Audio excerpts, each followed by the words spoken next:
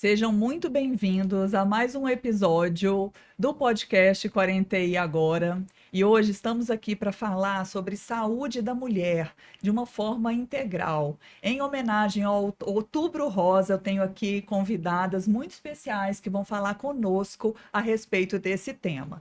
Vamos falar sobre prevenção, exames de imagem, endometriose, anticoncepcionais, os riscos para a saúde, riscos cardiovasculares e principalmente o impacto na nossa vida. Estão aqui comigo, então, três convidadas, três médicas, a doutora Camila Condé, que é médica radiologista e especialista em imagem da mulher, com atuação referência no diagnóstico da endometriose, patologias ginecológicas e também infertilidade. Seja muito bem-vinda, doutora Camila. Muito obrigada, um prazer estar aqui. O prazer é todo nosso. Doutora Luísa Lourenço, que é médica também, radiologista, colegas de trabalho também, né? Com atuação também aí muito na saúde da mulher, essa área da mamografia, né, doutora Luísa? Isso mesmo. Seja Prazer. muito bem-vinda. Obrigada. E doutora Juliana Rossignoli, que já não é novata aqui no Quarentei Agora, médica ginecologista, que atualmente tem um atendimento mais voltado para a parte de endocrinologia ginecológica e aborda também as doenças relacionadas com o desequilíbrio hormonal, e aí a endometriose e também a menopausa, né? Que é a realidade de muitas, ou talvez da grande maioria de nós que estamos aqui assistindo esse podcast. Lembrando, então, que esse episódio é em parceria com a Ultraimagem, que é referência em exames de diagnóstico por imagem aqui em Juiz de Fora, e que eu sou cliente há muitos e muitos anos. Então vamos lá, gente. Meninas, vamos falar um pouquinho sobre saúde da mulher, né? Nesse outubro rosa, vim de rosa, a doutora Juliana também na paleta de rosa. Paleta. Porque a medicina tem mostrado, né, que muitas doenças podem ser evitadas se elas forem diagnosticadas aí com antecedência, né? O quanto mais cedo possível. Quando falamos de saúde da mulher, por que que essa prevenção é tão importante, gente? Vamos fazer um bate-bola aqui. Quem quer falar um pouquinho sobre essa questão da prevenção? Da importância dela. Então, na verdade, assim, a gente sabe hoje, né, dentro da saúde da mulher, que a gente faz prevenção de doenças com o estilo de vida, né? A gente faz atividade física, alimentação adequada, um sono de qualidade, o intestino funcionando bem, para que a gente faça a prevenção. E o diagnóstico precoce das doenças, que é o que a gente, né, veio falar, é que é super importante, porque quanto mais cedo a gente faz um diagnóstico de alguma doença, mais fácil o tratamento, mais a gente consegue tratar e curar as doenças, né, relacionadas à saúde da mulher. Então, e hoje em dia as mulheres têm procurado mais informações e buscar mais sobre essa saúde preventiva, em vez de chegar lá no consultório e só porque está sentindo alguma dor, sente algum incômodo. Tem aumentado esse cuidado da mulher com a saúde tem, dela? até porque a gente tem muita informação hoje na internet, né? Eu falo muito isso no consultório, que hoje em dia é ótimo, porque a paciente já chega sabendo muita coisa, porque ela tem essa informação. E aí a gente consegue discutir melhor o tratamento, né? Fazer realmente um tratamento mais adequado, porque ela já vem buscando aquilo ali que ela já sabe muito o que ela quer. Isso é muito bom pra gente como médico também, né? Com ela certeza. já vem buscando o que ela sabendo um pouco sobre o que ela veio buscar. Isso é muito legal. E chega também com um pouco de desinformação. Também, muitos né? médicos falam que o paciente chega já com um diagnóstico, assim, né? Olha, doutor, eu tô sentindo isso, eu tô com isso, né? E muitas vezes ela vai no radiologista e aí o radiologista fala alguma coisa que não tem nem tempo de falar muita coisa, né? Às vezes faz um comentário, ela já fica apavorada com aquilo. E aí vai atrás da gente. Porque falou isso? Eu, calma, né? Eu vou te explicar, porque o radiologista também não tem tempo, né? Às vezes tá fazendo um ultrassom, tenta dar uma dica, a pessoa não entende, né? Porque a gente é o primeiro contato, muitas vezes, né? Na hora que a gente vê alguma coisa no exame de imagem, a gente às vezes fala ali, a paciente não está pronta ainda para absorver, para receber aquela informação ali, e aí a gente fala, às vezes ela não entende, não capta tudo. Aí acho que chega para vocês, né, com muitas dúvidas, né? E a gente tenta falar, a gente sempre tenta explicar um pouco da doença. Tem algumas pacientes que já deitam, né, e já falam assim, ó, vai me falando, né? Faz o exame, mas eu já quero saber. Você conversa comigo depois do exame? Elas já chegam ansiosas até para fazer o exame. Consulta no radiologista, né? E muitas querem tem o diagnóstico e o tratamento. Mas e agora? O que eu tenho que fazer? O que eu vou fazer? Não é? É complicado assim lá de mesmo. vocês, né? Eu imagino, até porque assim, eu sou paciente, né? E eu me vejo muito nisso que vocês estão falando, assim. Quando eu chego para fazer um exame de imagem, lá na outra imagem, eu já quero falar. Muitas vezes é o técnico que está ali na frente, né? Eu falei assim, você viu alguma coisa? O médico viu alguma coisa ali? Porque o paciente chega curioso, né? Eu sempre falo com os meus pacientes, eu acho que não tem nenhuma paciente que chega tranquila para fazer um exame de imagem. Porque todo mundo tem um medo, né? Assim, na parte da mama, todo mundo tem muito medo de ter câncer de mama, que tem aumentado muito. Em pacientes mais jovens. Então, eu sempre brinco assim, vir totalmente descontraída não vem. Aí, no final, todo mundo quer esse feedback. Ah, você viu alguma coisa? Tinha alguma coisa suspeita? Não tinha, né? E, assim, eu sempre procuro dar essa resposta para a paciente, para ela sair mais tranquila, pelo menos, e se tiver alguma coisa, procurar o médico também, né? Para não ter a desinformação, porque algumas também, às vezes, não procuram nem o médico depois de fazer o exame. Eu acho que só fazer o exame é suficiente, né? Não, e você falando sobre isso, outro dia eu estava lá na outra imagem para fazer os exames, e eu falei, gente, a maioria das pessoas que estão aqui, a maioria delas estão procurando alguma coisa, ou querendo saber de alguma coisa. Como que é importante você estar num lugar onde você se sente confortável, né? Você se sente acolhida. Faz muita diferença. Porque ninguém vai lá, hoje eu vou fazer, tudo bem, tem os exames de controle, tem os exames de rotina, né? Com a mamografia. Mas a mulher, mesmo na mamografia, sendo exame de rotina, ela já fica, eu morro de medo. Fica tensa, né? Todas as vezes que eu vou lá, eu falo, ai meu Deus, eu tenho alguma coisa. E quando fala assim, tem que repetir. Tem que repetir. A imagem, porque o médico precisa ver melhor. Eu falei, ai meu Deus do céu, já tô com câncer, como que eu vou fazer? Enfim, já vem tanta coisa na cabeça. É o medo que é gerado por conta, assim, né, do aumento do número de casos. Então, me vejo muito, quer dizer, totalmente. Mas até assim, a gente, quando é paciente, a gente também tem medo, né, Camila? E é interessante a gente falar sobre a questão do diagnóstico. Muitas vezes é uma surpresa, isso que a gente está falando agora há pouco, e aí quer saber do médico que está lá na frente do radiologista, né, do médico que é responsável pela análise das imagens, porque, por exemplo, a endometriose, eu descobri, eu tenho endometriose, eu sou sempre fui assintomática, e eu descobri por acaso, no exame de rotina de fertilidade. E aí eu nunca esperava escutar isso, né? Aí eu levei meus exames para nem perguntei lá no dia do exame, mas a hora que eu levei para minha médica, ela falou: olha, a gente vai ter que investigar melhor aqui, porque me parece que você tem endometriose. Eu falei, o que é isso? Porque foi uma surpresa para mim, né? Fui buscar outra coisa. E aí eu sei que a doutora Camila, que é especialista em endometriose, né? Queria saber de você, assim, o que é endometriose? Vamos explicar, porque foi para mim, eu tinha 36 anos e nunca tinha, assim, ouvido falar sim, mas eu não sabia a fundo o que era. Você pode explicar para gente? Bom, basicamente, a endometriose é uma doença inflamatória crônica.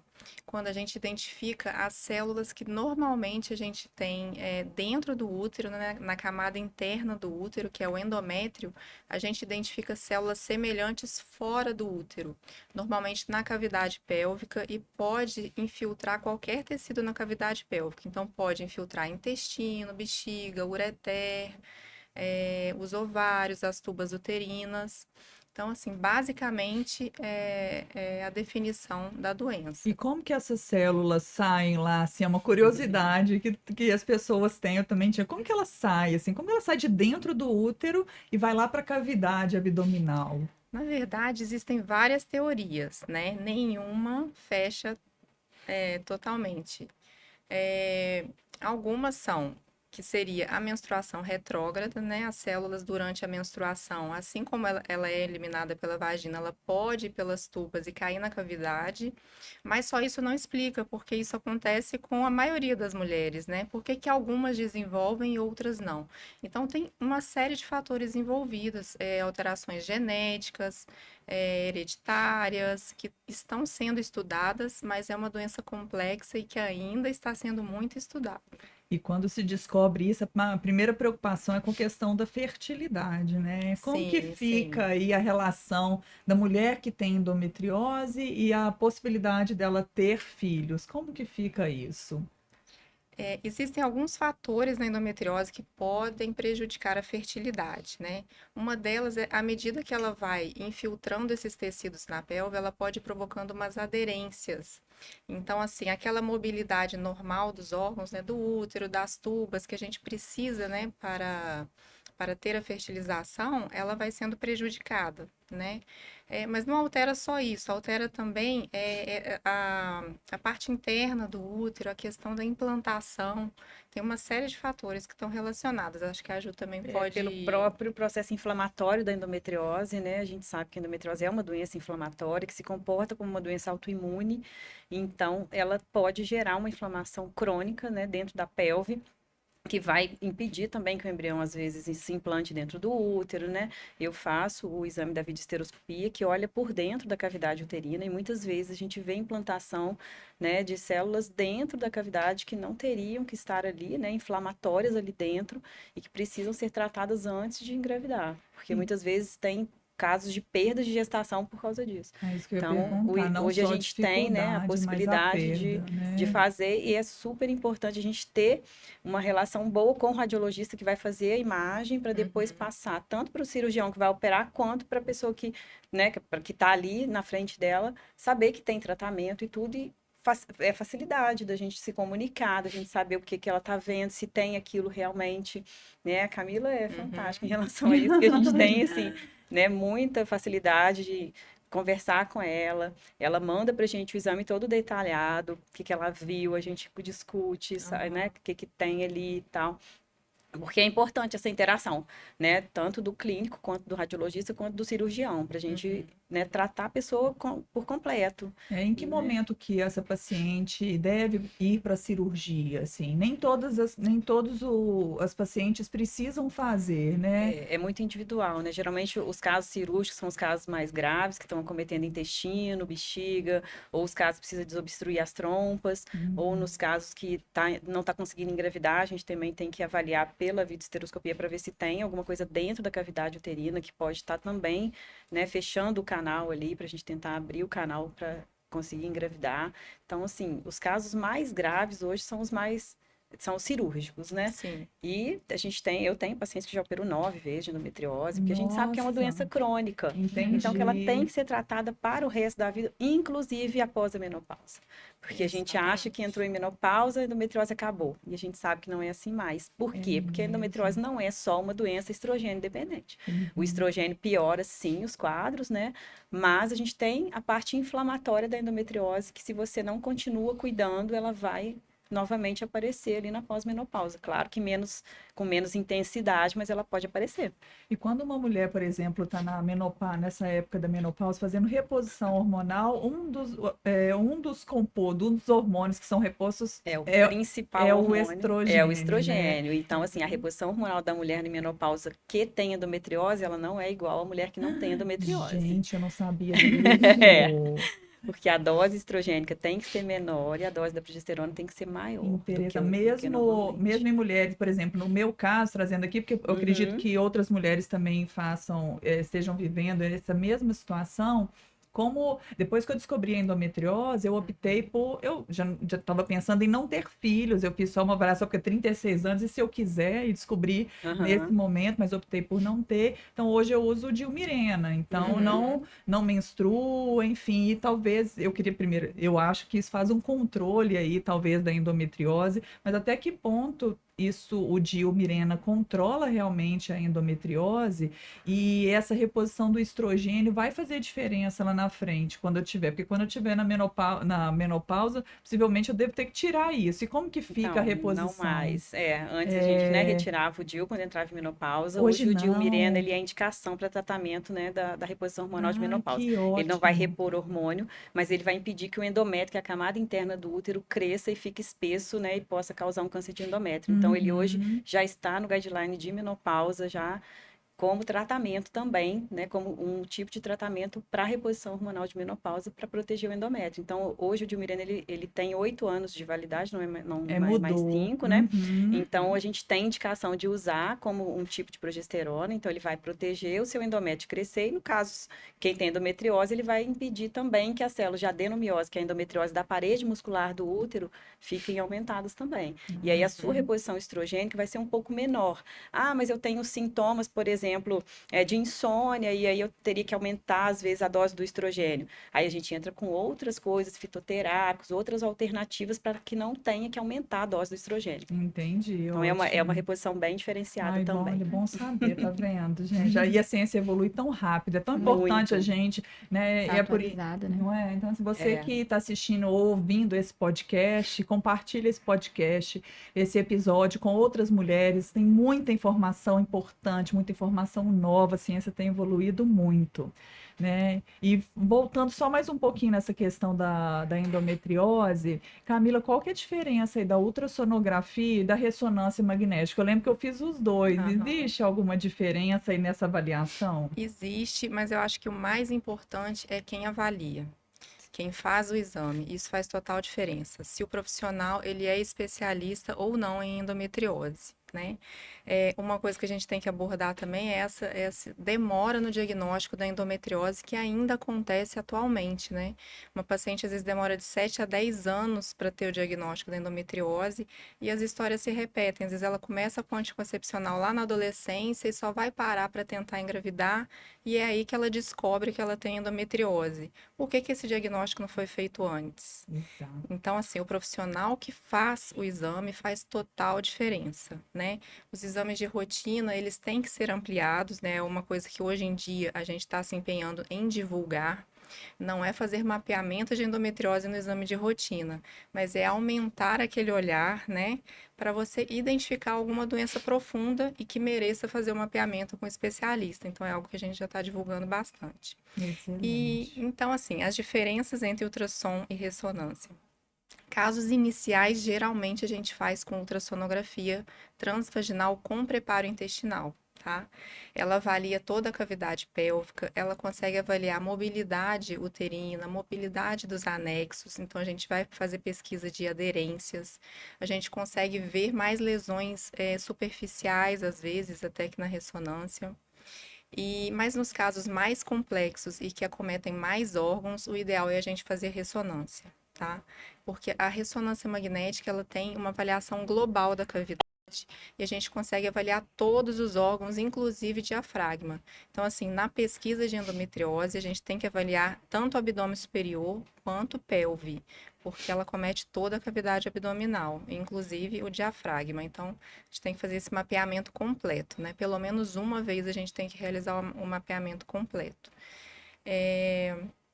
Em relação aos dois, os dois têm que ser realizados com preparo intestinal e o profissional que avalia faz total diferença. E é Excelente. importante, né? Assim, Importante. falar com as mulheres que como que é o exame, porque muitas vezes o médico pede, né? Aí a pessoa Aham. chega lá e fala: Nossa, você não me avisou que era assim. Que Então era tem que tão fazer o preparo difícil. intestinal, porque é Sim, importante É. para que elas também façam esse diagnóstico das endometrioses ali, né? Mais Sim, usar o soro profundas, né? retal, né? Que É, muitas o pacientes soro não gostam, do gel retal. vaginal. Mas isso faz toda a diferença, né? Faz Faz toda Na a hora que a diferença gente na vai avaliar. qualidade das Faz. imagens, né? A ressonância, ela não é dependente do operador, né? Ela é Uhum. dependente de quem avalia. Mas ela depende de fatores como peristalse do intestino, né? Se as imagens não forem adequadas, a gente pode perder lesão. Sim. E É. não é o que a gente quer. A gente quer olhar e ver todas as lesões, né? Para poder mapear a doença de forma correta. Isso é importante tanto para o tratamento clínico, para a gente acompanhar essas lesões e ver, né, a progressão dessas lesões ou não, quanto para o mapeamento cirúrgico, para o cirurgião não ter surpresas na hora da cirurgia. Ele sabendo de toda, da maioria das lesões, né? Claro que a gente, com exames de imagem, às vezes a gente não consegue identificar todas as lesões, né? Algumas Sim. superficiais não são detectadas nem no ultrassom e nem na ressonância. Mas a gente dá a maioria das lesões, né? Topografar características, se ela está acima ou abaixo do peritônio. Isso para o médico cirurgião faz muita diferença. E após a cirurgia, a paciente tem que continuar fazendo esse Continuar acompanhamento, tratando, né? Antigamente a Continuar. gente achava que operava, tratou, acabou a Curou, né? endometriose. Não é. Aí depois entrava em Infelizmente. climatério com a predominância estrogênica, o estrogênio lá no Uhum. alto, progesterona abaixo, voltava, mas o que aconteceu? Voltou minha endometriose? Não É tirava que voltou, direito, não né? tirou direito.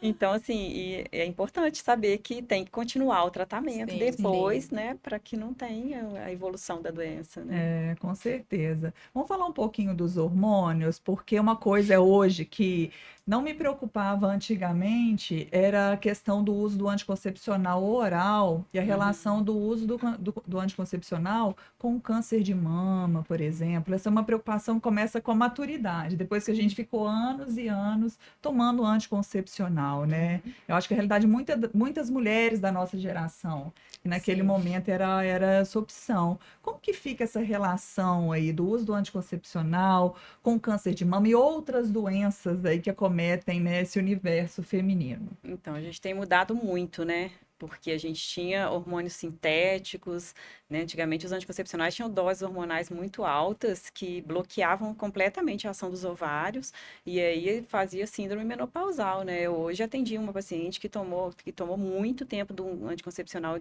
desse de injeção de 3 em 3 meses e o preventivo dela veio uma atrofia. Aí ela falou para mim, nossa, o que é isso? Eu falei com ela, falei, a sua vagina está igual de uma mulher de menopausa. Mas por quê? Eu falei, por causa do seu anticoncepcional. É mesmo, sabia Falei, que você tinha precisa isso. trocar esse anticoncepcional, porque é um anticoncepcional muito forte, que bloqueia a ação dos ovários dela. O ovário dela já estava atrófico no exame de imagem, né? Eu acredito que vocês veem muito isso, Sim, né? sim, Que as sim. pacientes que usam, dependendo do tipo de contraceptivo que usa, no exame de imagem, elas veem os ovários parecendo de mulher em menopausa, totalmente Exatamente. Reduzido de atrofiados, volume, né? com pouquíssimos Pois folículos. é, e aí, na hora que ela chega para querer engravidar, que para o anticoncepcional, aí os hormônios são todos atrapalhados, muitas vezes entrando em menopausa precoce. Por quê? Porque às vezes bloqueou durante muitos anos e usou hormônios sintéticos, que são muito trombogênicos, a grande maioria, né? E hoje a gente tem opções muito boas. Hoje a primeira opção realmente é o DIU, né? A gente tem o DIU hormonal de baixa dosagem, que é usado para meninas adolescentes com toda a segurança, não atrapalha engravidar depois e não impede o ovário de produzir o estradiol. Então, assim, essas meninas que antigamente, né, ficavam muitos anos bloqueadas, hoje têm a possibilidade de usar esses outros, né, contraceptivos, tanto não hormonais quanto hormônios em doses mais fisiológicas, menores, que vão, né, trazer um conforto maior no futuro. Isso é muito bom, porque na nossa Na nossa época, né, época não era não assim, tinha. Eu falo né? que todo mundo usou, né, aquele bloqueio 35, né? Eu falo, gente, mesmo. chegava Desde no muito ginecologista, nova, né? você tem ovário a policístico, geração do Todo toma mundo aqui, tinha né? isso Você tem mesmo. ovário policístico, Todas então. tinham ovário É. policístico, Todo né? ovário Todo policístico, mundo, né? Mas é. eu acho que eu tinha também. Na, Diagnóstico de ovário isso na aí, realidade, né? não era ovário Não era, policístico, né? né? Hoje em dia as definições até mudaram até mudaram. para o exame de De ultrassom, né? ultrassom. Que antes a gente tem uma idade para começar a falar de Isso, síndrome de ovário policístico e a gente nem faz esse diagnóstico, Não. a gente só fala o ovário de aspecto policístico, né? Quem vai comprovar É. se existe ou não essa Você tem que ter pelo alteração menos é o 8 anos ginecologista, depois né? da menarca, que é a 8 primeira anos. menstruação, para fazer esse diagnóstico. Não é simplesmente, tem 2 anos que menstrua, É. vai lá, tá cheio de folículo. Tá cheio, Que é o tá normal, aumentado, é o normal. É o ovário normal. aumentado da idade, Da né? idade. Produzir hormônio. É o normal E da aí, idade antes e todo foi mundo dado falava. como ovário Como policístico ovário durante muito policístico, E tempo, né? muitas da nossa época foram bloqueadas, né? Porque tinha Eu, esse inclusive, diagnóstico. eu tive, né? todas nós, né? Todas Tivemos nós, ovário exato. policístico, O ovário policístico Nem hormônio, usei durante mete muito tempo. anticoncepcional para Exatamente. tratar, né? Que hoje É. também é outra doença que a gente sabe que não trata com anticoncepcional. A Uhum. gente trata com mudança do estilo de Exatamente, vida. é. Então, assim, né? A maioria não é assim que trata, né? Tem que tratar É. com mudança de estilo de vida. Então, você falar para uma adolescente que ela tem que parar de comer doce é uma loucura, né? É verdade. Mas é verdade, e faz parte do tratamento. Então, hoje, assim, a gente trabalha muito com a equipe multidisciplinar por causa disso, né? Nutricionista, fisioterapeuta, porque a gente não tá mais aí só para tratar com remédio. Não é mais assim. A gente sabe disso. E lá né? no consultório, a questão da mamografia já é indicado para mulher a partir de que idade? Então, vocês querem falar? Já Que é especialista já vou aí, fazer o senão eu vou ficar bate-bola falando. aqui, já pegar o gancho para a doutora Luísa, que é especialista aqui na parte de radiologia mamária, né? Então, a indicação de mamografia, a gente começa a partir dos 40 anos. 40. Alguns lugares ainda, pelo SUS, ainda algumas fazem a partir dos 50, mas a recomendação do Colégio Brasileiro de Radiologia, da Sociedade de Mastologia, é a partir dos 40 anos. Ele é o primeiro exame de rastreamento da mama, né? Lá a gente consegue ver microcalcificações muito bem, que é o único exame que a gente detecta essas microcalcificações que podem ser câncer, não, nem sempre serão, mas algumas podem ser. E a gente consegue, às vezes, a partir de uma mamografia, às vezes é necessário fazer uma ultrassonografia, porque às vezes as mamas são muito densas, e a gente precisa de complementar com com a ultrassonografia. Às vezes também é necessário, depois de fazer uma mamografia, da gente fazer uma ressonância magnética, que em alguns casos, né, pacientes que têm uma história familiar para câncer de mama, a gente, o rastreamento, o ideal seria a gente fazer uma ressonância, né, fazer a ressonância também como rastreamento, além da mamografia. E eu acho que as mulheres, né, a gente tem procurado sempre se cuidar mais. Essa informação que tem chegado, que aos 40 anos já é necessário, eu tenho visto que as pacientes já estão preocupadas e procurando a gente para fazer, né, procurando os médicos para começar essa investigação. Porque a gente tem visto que tem aumentado muito o número de câncer de mama e principalmente em pacientes nessa faixa etária, entre 40 e 50 anos. Então, por isso mudou essa recomendação também. Entendi. E eu vi que agora lá na outra imagem tem um novo tipo de exame, que é clipe de mama. Como que funciona isso? É depois que faz uma biópsia? Geralmente a gente pode colocar o clipe da mama. O clipe é um marcador metálico que a gente vai colocar na mama bem pequenininho. Ele é muito chip, pequenininho. mas coloca lá dentro da mama? Como que coloca. faz? A gente faz uma anestesiazinha local ali na pele e insere esse chip. Esse chip não, desculpa, esse clipe. Esse clipe ele é muito pequenininho. A gente vai conseguir ver nos exames de imagem, tanto por ultrassonografia quanto por mamografia, até mesmo em ressonância. Ele vai mostrar onde está essa lesão, porque ele é muito indicado em pacientes que vão fazer uma quimioterapia. E aí ele fica como um marcador para essa paciente que após a quimioterapia, às vezes o nódulo desaparece por completo e o cirurgião, quando vai operar, ele fica com a marcação, né? Aí ele consegue achar onde era essa lesão e retirar a área do nódulo que tinha ali, sabe? Eu achei que era só uma marcação para o exame de imagem. Por exemplo, assim, se depois o paciente vai fazer para fazer o controle, que apareceria exatamente onde era, mas ajuda. Ele também pode aparecer. Por exemplo, você tem um nódulo, você fez uma biópsia, deu um resultado, mesmo que benigno, a gente pode deixar esse clipe ali até para indicar que ali já foi feita uma biópsia e que a gente já sabe do que se trata aquele nódulo ou aquelas microcalcificações, né? E isso a gente tem começado a fazer aqui na outra imagem, né? A gente está começando a fazer agora. E isso ajuda muito no diagnóstico das pacientes. Antigamente fazia até com tatuagem na pele. Essas pacientes que tinham lesões, às vezes extensas na mama, eram tatuadas na pele e na hora da cirurgia, depois que o nódulo diminuiu de tamanho ou ele sumiu, o cirurgião às vezes se perdia um pouco se aquela tatuagem foi feita bem ou se não foi feita. Então o clipe vai ajudar porque ele vai estar exatamente no local onde era a lesão anterior à quimioterapia. Não, muito legal, gente. E hoje, com a questão da inteligência artificial, alguns equipamentos já ajudam vocês nisso hoje, no trabalho? Ou ainda nessa área da mamografia ainda Eu acho que ainda está chegando, né? Está chegando. A inteligência artificial está chegando aí pra gente. E sim, ajuda, né? Vai ajudar, vai agregar, com certeza. É importante falar que a mamografia, que o ultrassom não substitui a mamografia, né? Eu recebo muita paciente considera, a mamografia aperta, vai doer, eu quero fazer ultrassom.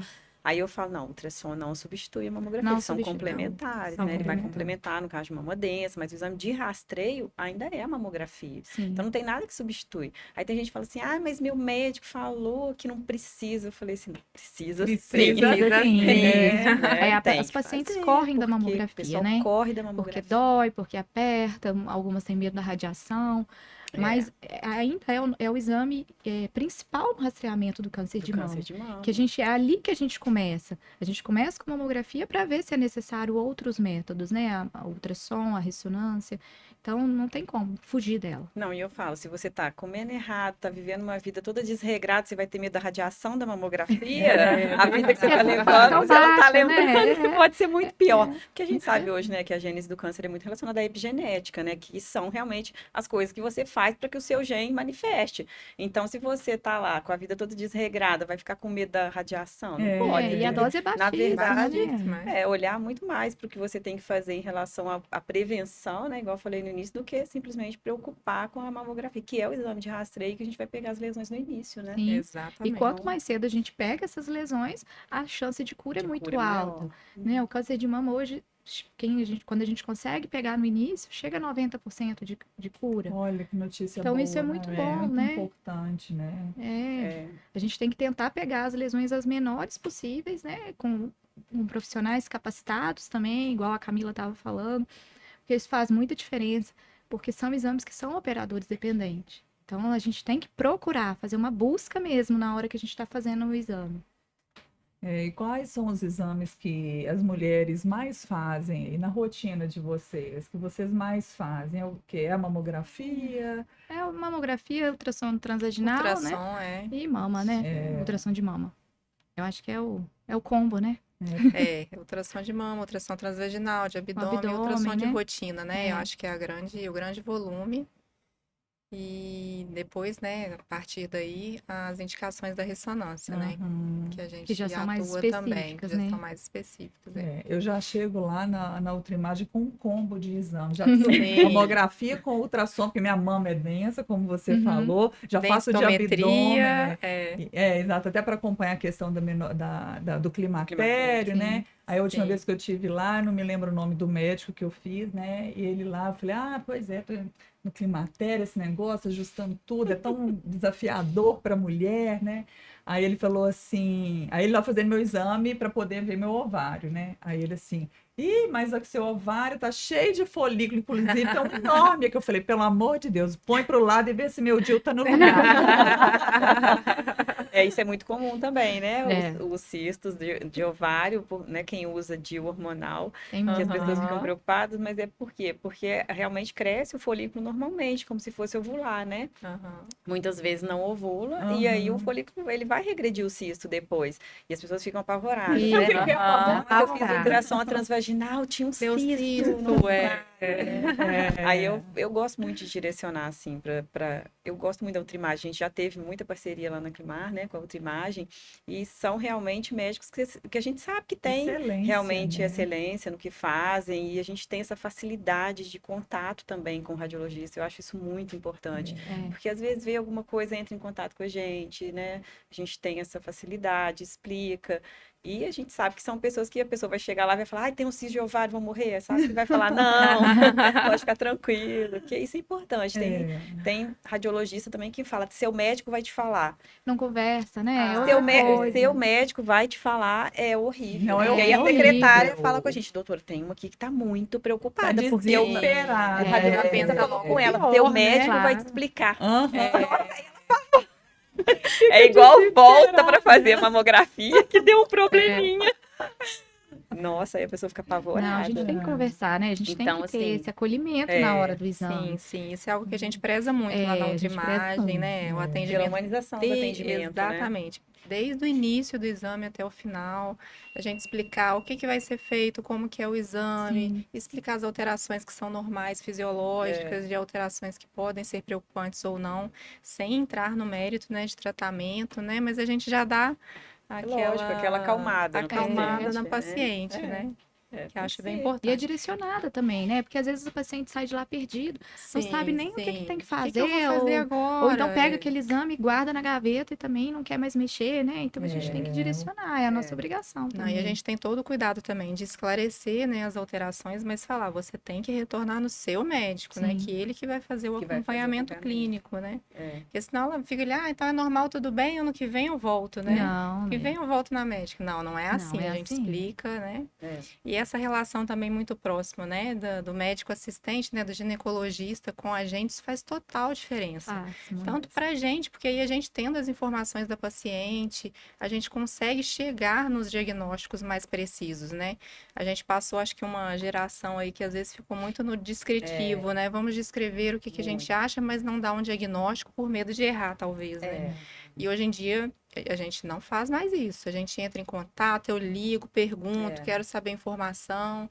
E até para as pacientes saberem também, né? Que a gente pergunta mesmo. Eu quero saber tudo da vida dela, desde a primeira menstruação, para não fazer um diagnóstico incorreto de ovário policístico, a última menstruação, se estiver na fase da menopausa, cirurgia, se fez cirurgia de endometriose, eu preciso desses relatórios cirúrgicos para saber o que o médico fez, para eu poder avaliar se aquilo é uma alteração pós-cirúrgica mesmo, ou se aquilo é recidiva da doença. Então, às vezes, elas ficam meio tensas, né? Mas eu falo, olha... Pergunta, né? A eu gente... falo que é super importante também, né? Olha, eu pergunto mesmo, quero saber, peço para voltar para levar o exame, mas isso tudo é para a gente chegar no diagnóstico correto e não ficar em cima do muro, né? Que é fundamental, né? E fazer um exame de qualidade, né? Exatamente. Para a gente participar realmente desse diagnóstico. Faz muita diferença. Gente, vocês estão de parabéns, eu estou muito feliz, porque eu sempre confiei muito, desde que eu vim para Juiz de Fora, eu faço meus exames lá na Ultrimar, porque eu sempre me senti segura lá, sempre acolhida, segura, e agora conhecendo ainda mais, assim, os bastidores, essas mulheres maravilhosas, cuidando de mim também, né, e de todas as pacientes mulheres, saber esse contato de vocês com as médicas, com os médicos, né, para poder dar um diagnóstico mais preciso, liberar um resultado mais preciso. É uma segurança para a gente, porque a gente tem clínicas em Juiz de Fora que o radiologista nem aqui fica, são de fora, a gente tenta contato, não consegue, e lá não, a gente sempre consegue falar, se precisar, a gente, né, discute caso, isso é maravilhoso. Hoje eu não opero mais endometriose, né, mas eu sei que a Camila está sempre em contato com cirurgiões de endometriose de Juiz de Fora, e todos, né, acho que encaminham para ela. A maioria. Você tem que, se você vai fazer uma cirurgia grande, uma cirurgia que vai mexer no intestino, na bexiga, uma cirurgia realmente, né, enorme para a mulher e que vai trazer consequências, você tem que ter a segurança da pessoa que fez o diagnóstico ali junto, para saber o que você vai encontrar, né? Eu tenho 20 anos de formado, na minha época a gente não tinha esse tanto diagnóstico. Você às vezes ia fazer cirurgia aberta, na hora que você abria a pelve, que a gente chama de bloqueada, não dava para você ver nada, tudo colado. E aí eu falava, e agora? Vamos fechar e vamos embora? Então, assim, hoje a gente tem, né, a facilidade de ter um radiologista junto para fazer o diagnóstico bem preciso, para você já saber o que você vai encontrar quando você faz uma cirurgia, né? Eu parei de operar endometriose quando eu estava, assim, grávida de 8 meses e fiquei 10 horas numa cirurgia de endometriose. Porque deve ser uma cirurgia extensa. Aí eu falei, realmente acho que não é para mim, não. Porque são cirurgias muito intensas, muito extensas, e são cirurgias realmente desgastantes para o cirurgião. Porque quem está ali tem que estar comprometido. Eu falo que eu só faço tudo quando eu estou muito comprometida com aquilo ali, eu quero fazer com excelência. E hoje a gente tem ótimos cirurgiões aqui, né, que fazem cirurgias realmente... Muito legal, a gente podia trazer depois, né? Você podia vir, Camila, a gente trazer um cirurgião para falar sobre esses detalhes da cirurgia. Eu acho que, como o número de mulheres que têm endometriose é muito grande, existe muito essa curiosidade, atrelada ao medo, né? Exatamente por isso, quando acomete outros órgãos, né? Quando eu fiz o meu exame, eu estava cometendo também parte do meu intestino, o meu rim, não sei como está hoje, inclusive eu vou até marcar lá na outra imagem. E aí eu falei, olha, se evoluir, vai para ser. Eu falei, meu Deus, como que vai fazer se tá agarradinho no rim ali? Será que eu vou perder meu rim? Então, acho que muitas pessoas, assim como eu, têm dúvidas relacionadas à cirurgia também. A gente pode enriquecer. Eu acho que vamos convidar alguém, vocês aí como médicas na área de saúde, se vocês puderem indicar depois alguém, a gente traz aqui, vamos aprofundar mais nesse assunto, que eu acho muito importante. Porque assim, 10% das mulheres hoje têm endometriose, então é muita gente, né? Então, muitas ainda sem diagnóstico, que às vezes estão sentindo dor, estão com algum sintoma e nem sabem que é endometriose, né? A gente tem endometriose hoje diagnosticada até na membrana do coração, imagina. A mulher menstrua e parece estar infartando com dor no peito, né? É muito louco, mesmo. mas tem. E a gente vê na ressonância. Diafragma tem muito, né? Então, você imagina, respirou ali, tá menstruada, respirou, tá morrendo de dor para respirar. Olha E que loucura. atualmente a E gente já nem inclui pensa que pode ser na endometriose, rotina, né, de endometriose, a gente já inclui essa avaliação. Quando a gente Avaliação do avalia diafragma. diafragma, a gente já avalia pericárdio O diafragma também. é o músculo da respiração. Sim, Então, é assim, importantíssimo. é endometriose para tudo enquanto é lado. Então, assim, a gente tem que realmente fazer esse diagnóstico mais preciso para a gente poder conseguir ajudar essas mulheres, né? Exatamente. E assim, o que eu falo, a mulher hoje vai fazer reposição hormonal até o 7º dia de vida, de morte, Exatamente, que é porque não vida. tem mais a data para parar. Então, se essa Uhum. mulher tem endometriose, a gente tem que fazer esse diagnóstico antes, para que quando ela for fazer a reposição estrogênica, a gente faça da maneira adequada. É super importante esse diagnóstico. Exatamente. Né? Eu já vou marcá-la no seu consultório. Não, você também tem ótimas colegas, colegas que tratam de você. É Muito verdade, bom, doutora né? Leila, É. né? Aham. Muito amo a Leila. Um Ela é beijo pra ótima. Leila. Ó, gente, muito obrigada a participação de vocês aqui. Paula, eu queria aproveitar. Eu já ia abrir aqui para poder vocês Não, só falarem. para divulgar um exame que a gente vai começar a fazer na ultraimagem, tá? Isso é uma novidade, que é a histerossono-salpingografia. Meu Deus, peraí, Olha vamos lá.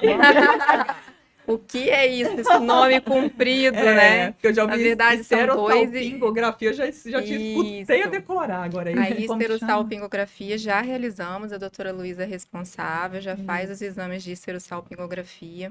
E agora a gente vai fazer a histerossalpingografia por ultrassom, né?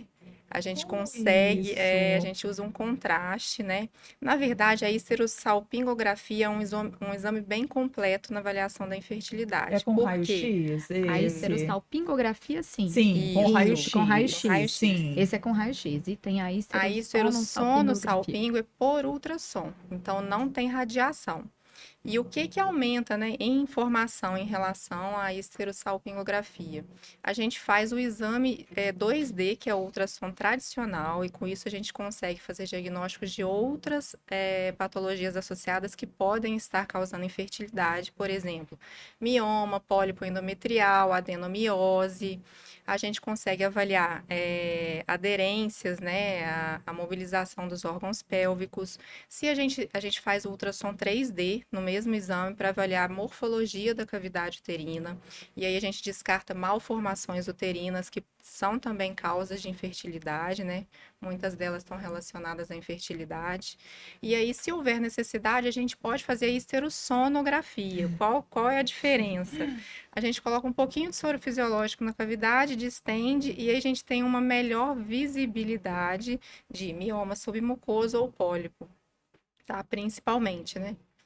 E, além disso, a gente faz uma pesquisa ativa de endometriose. Aquela paciente vem para avaliar as tubas, mas a gente tem que descartar que ela tem endometriose como fator de infertilidade.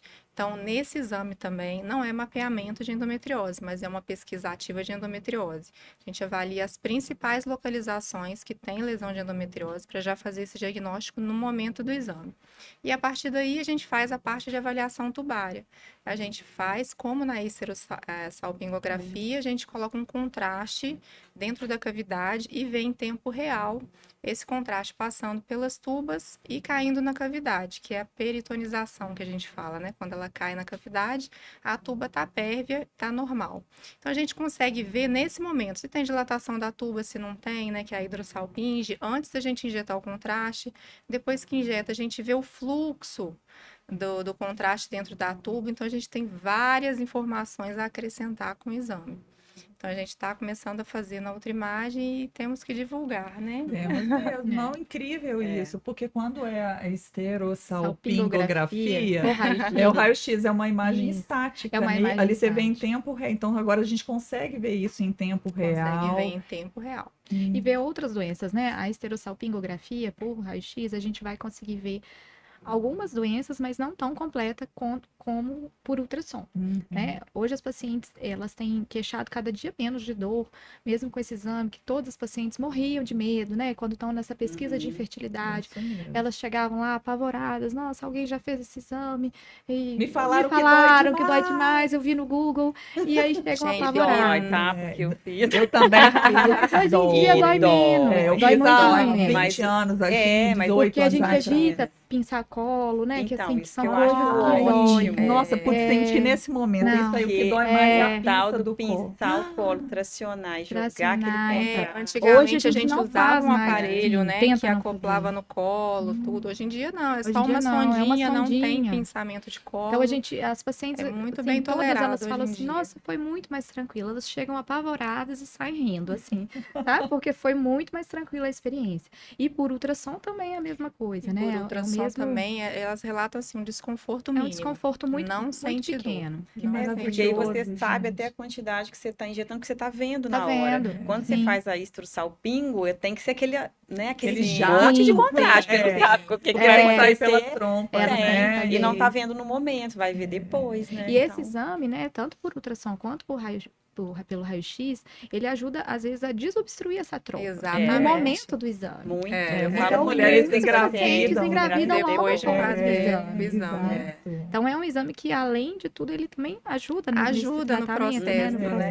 processo. Não, Muito maravilhoso. lindo, gente, ver isso em tempo real. Então, para É quem tá à lindo. frente como vocês, né, que É, amam a profissão, que gostam de É um cuidar, exame muito nossa, é muito é muito bonito. bom. Ah, eu acho uma arte, exatamente. eu acho lindo. É. Adoro. Amo fazer Dá esses pra ver, né? Não é à diagnósticos. toa que tem tanta excelência, assim. Quando a gente faz o que a gente gosta, com amor, né? Não Muito tem bom. jeito, o trabalho sai nota Exatamente. 1000 mesmo. Vocês querem deixar mais algum recado para as mulheres, para as pacientes de vocês, assim, que muitas vezes, né, não estão acompanhando, falar sobre essa importância aí do diagnóstico precoce e do cuidado constante, né? Nós vamos viver quantos Do anos cuidado ainda, constante, né? né? Quem nasce hoje tem mais de 100 anos de expectativa de vida. Então, assim, a gente já tem que passar para a próxima geração, para as gerações que vêm depois da gente, a importância do cuidado com a saúde da mulher, que eu acho que já tem melhorado muito, né? Uhum. Mas ainda tem muita mulher que deixa para lá, que não procura, que tem medo, da mamografia porque dói, porque o preventivo dói. A gente hoje sabe que até o preventivo ele vai ser de 5 em 5 anos, né? Porque já tem esse preventivo que a gente faz agora, que é a pesquisa do DNA do HPV. Então, sim, as coisas vão melhorando pra gente, né? Com o tempo. E é super importante esse cuidado. E a gente quer viver bem, né? A mulher quer viver bem. A Quer, mulher hoje, claro. depois dos 40, ela é uma mulher jovem, ativa. A gente quer viver bem. Então a gente tem que se cuidar para a gente poder viver dessa maneira que a gente quer, né? Mudança de estilo de vida, fazer os nossos exames, né? O uso dos hormônios acrescenta e soma muito para a saúde da mulher, né? Nessa fase. E se não formos nós para cuidarmos de nós mesmas, né? Quem fará Quem? isso, gente? Se a gente não fizer essa Pois é. escolha, Não é? né? Eu vou fazer meu exame, eu vou fazer. Que dói, a gente passa tantas dores muito Imagina, maiores Sim, é na tão nossa rápido, né? vida, é tão Sim, rápido e sim. tão E importante. temos aquela frase que a gente tem que continuar repetindo, né? Sentir dor não é normal, né? Sempre normalizaram muito a dor forte da mulher, a mulher aguenta, isso é normal, a mulher tem que Exato. sentir, e não é. Então, escutem o seu corpo, né? Sintam o que tiver de diferente, o que tiver chamando a atenção. Tem que procurar sim, tem que ir na doutora que ir. Juliana, tem que examinar É. e tem que procurar sim. Sentir dor não é normal. Isso mesmo, Né? maravilhoso. Ai, gente, que papo Bom, né? gostoso. Pena que acabou, mas nós vamos trazer esse tema de novo. Tem muita coisa para a gente explorar Tem, aqui. Queria muito agradecer a vocês pela essa oportunidade, por esses ensinamentos e esse cuidado com todas as pacientes de vocês. Estou muito feliz de poder, eu como mulher, 47 anos, onde que faço meus exames na outra imagem, saber que tem vocês por trás, a doutora Juliana também. Meu Deus, muito obrigada por essa oportunidade, que nós mulheres possamos nos cuidar, né, como foi dito aqui, com muito Com amor, certeza. né? Só a gente pode fazer isso por nós, né? Sabendo que tem um time maravilhoso que pode nos ajudar também. Então, gente, prevenção é o caminho, endometriose é séria, mas é tratável. Tão importante a gente fazer os diagnósticos, né, do câncer de mama, de endometriose, qualquer doença relacionada à mulher, com antecedência, porque a chance de cura, de tratamento é muito maior. E os exames de imagem salvam vidas, né, quando a gente faz no tempo certo e com as pessoas certas, né? O lugar certo e as pessoas certas. Sim. A importância de escolher a clínica, então, né, que oferece esse conforto, como eu falei, eu sinto isso. É muito importante você se sentir confortável nesse momento de olhar para a sua saúde, né, olhar para você ter esse apoio. Então, eu queria agradecer a todas vocês, a vocês que estão aí ouvindo, escutando, vendo esse podcast. Compartilhem com as pessoas, com as mulheres que vocês conhecem. Vamos levar esse assunto, essas informações, para que todas nós possamos aí envelhecer, viver 60, 70, 80, 100 anos com muita saúde cuidando de nós. Tá bom? Muito obrigada a todos, obrigada à Outra Imagem. Até o próximo episódio.